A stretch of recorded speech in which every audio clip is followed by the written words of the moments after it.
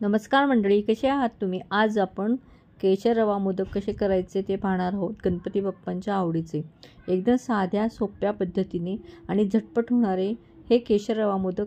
तर चला आपण आपल्या किचनमध्ये जाऊया. आपल्याला सगळ्यांनाच कल्पना आहे की गणपती बाप्पाला मोदक प्रचंड आवडतात. बाप्पाला अनेक प्रकारच्या पदार्थांचा नैवेद्य दिला जातो, पण जिथं बाप्पा तिथं मोदक हे समीकरण नेहमीच ठरलेलं असतं.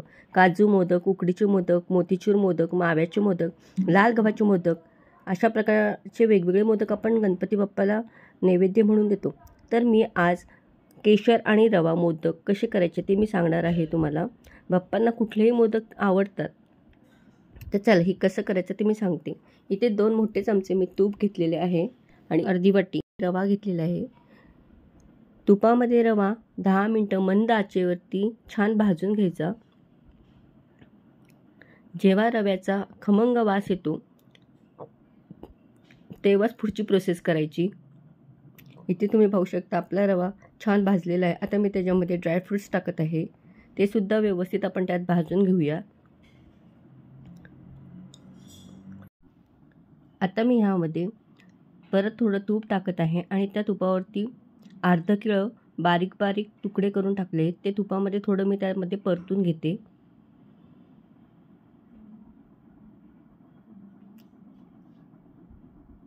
आणि हे आपण व्यवस्थित मिक्स करून घ्यायचं. आधी तुपामध्ये केळं आपण परतून घेऊयात.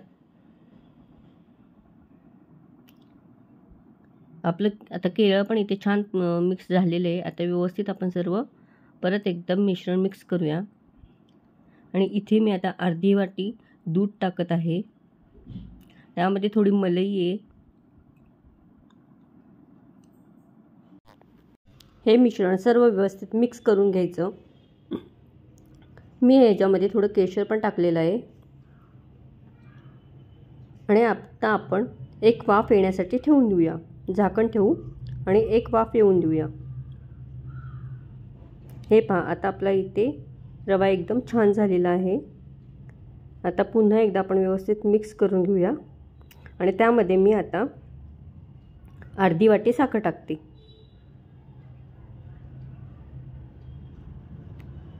साखर टाकते, वेलची पूड टाकते. पाव चमचा इथे मी वेलची पूड टाकलेली आहे. आणि परत आता आपण हे व्यवस्थित मिक्स करून घेऊया.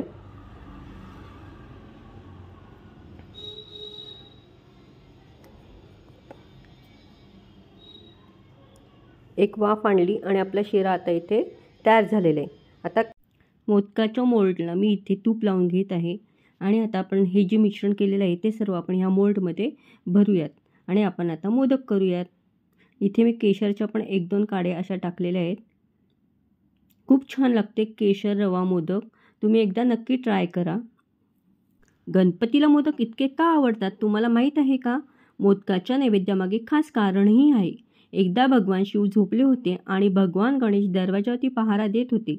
जेव्हा परशुराम तेथे पोहोचला तेव्हा गणपतीनं त्याला दारात थांबवले. परशुराम रागून गणपतीशी भांडू लागला. या युद्धात शिवाने दिलेल्या परशुने परशुरामाने गणेशावरती हल्ला केला. यामुळे गणपतीचा एक दात तुटला.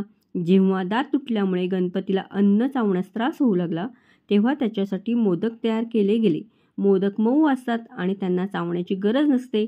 म्हणून भूक लागल्यानंतर गणेशजींनी मोदक खाल्ले. तेव्हापासून मोदक हा गणपतीचा आवडतीचा पदार्थ बनला आहे.